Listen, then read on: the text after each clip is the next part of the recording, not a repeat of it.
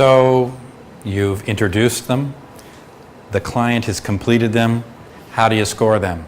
Well, if you've scored the ORS, you know exactly how to score the SRS. It's a visual analog scale. Each line is or should be 10 centimeters long.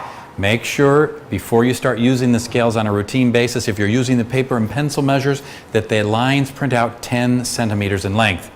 Then, just as on the ORS, you measure in centimeters to the nearest millimeter of the client's mark. Add the 4 lines together to get a total possible number of points of 40. That's exactly right.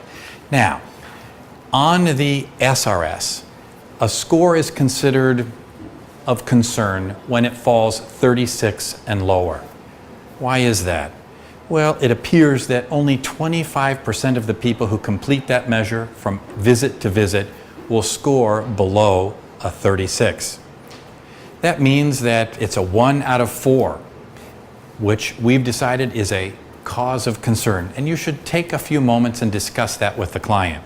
Let's say your score is a 38 out of 40.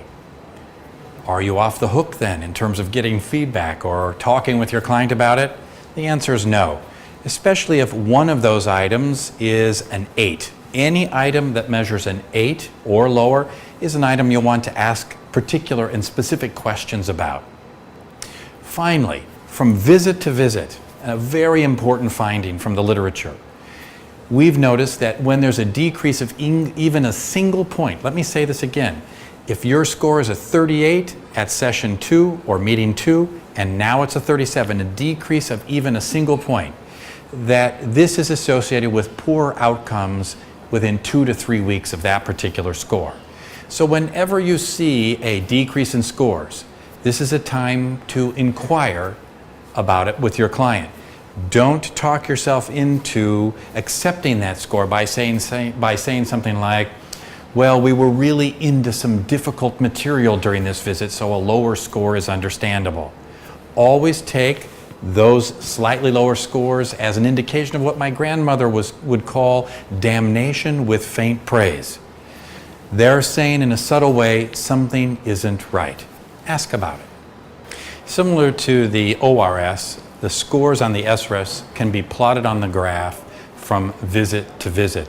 You can actually enlist your client's help, pull your chair up alongside them, and show them not only how the scale is scored, but also how the scores are plotted.